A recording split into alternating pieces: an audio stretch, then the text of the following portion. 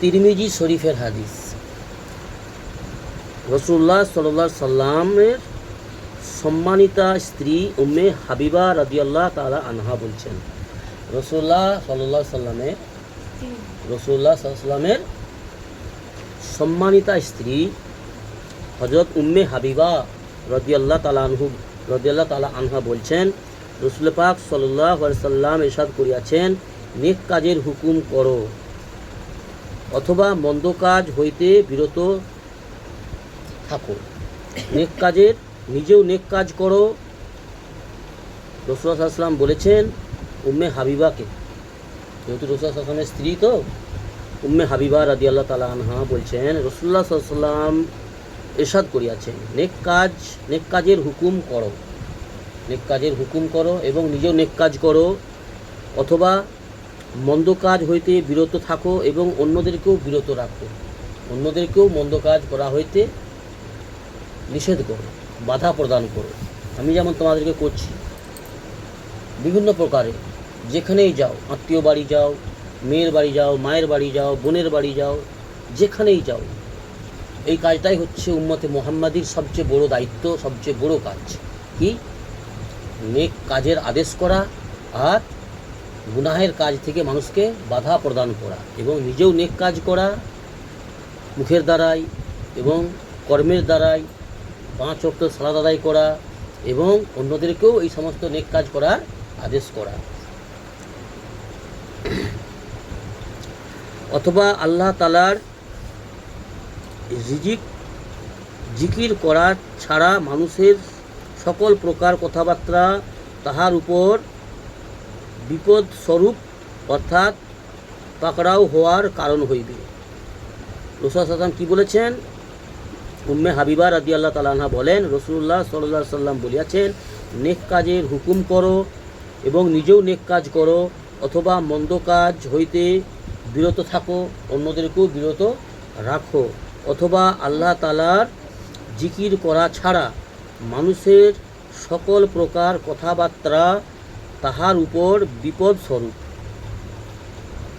আল্লাহ তাআলার জিকির ছাড়া, আল্লাহ তাআলার জিকির করা ছাড়া মানুষের সকল প্রকার কথাবার্তা, আল্লাহ পাকের জিকির করা ছাড়া আল্লাহর রুবুবিয়ত, আল্লাহ পাকের ওহদানিয়ত, আল্লাহর বরত্ব, আল্লাহর মহত্ব, রাসূল সাল্লাল্লাহু আলাইহি ওয়াসাল্লামের জীবনী, রাসূল সাল্লাল্লাহু আলাইহি ওয়াসাল্লামের সুন্নত, এই সমস্ত কথাবার্তা বলো। আর তা না হলে যদি আজে বাজে কথা বলো, তাহলে এইগুলো মানুষের জন্য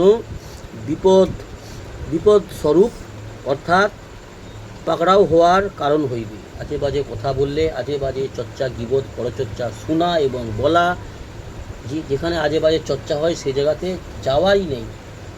যদি কোথাও 3 জন 4 জন 5 জন মেয়ে হয়তো বসে আছে বা গল্প করছে, সেখানে যখন তুমি যাবে, যখনই শুনবে যে সেখানে আজে বাজে পরচর্চা, পরগীবত হচ্ছে, ওখান থেকে সরে পালিয়ে আসো। ওখানে থাকা মানেই কানের দ্বারাই কিছু শুনবে, সেখানে শুনতে শুনতে কিছু বলতে ইচ্ছে করবে, শয়তান উকসাবে, শয়তান কিছু বলার জন্য উকসাবে,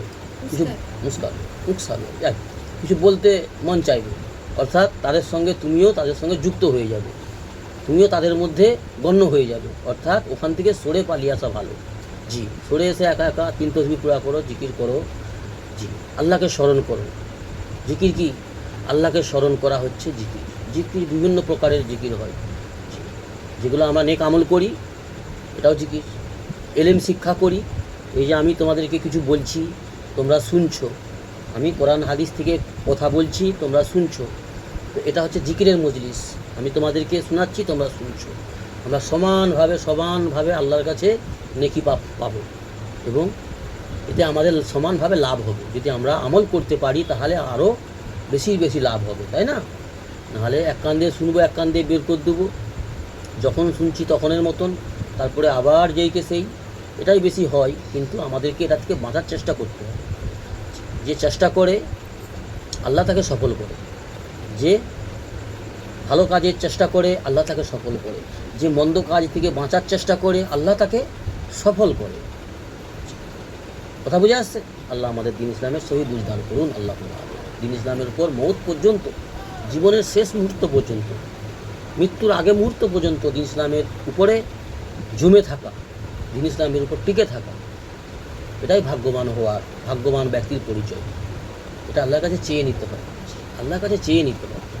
আল্লাহ দেনেওয়ালা, আল্লাহ দিয়ে খুশি হয়, কিন্তু আমরা তার কাছে চাই যে দিয়ে খুশি হয় না।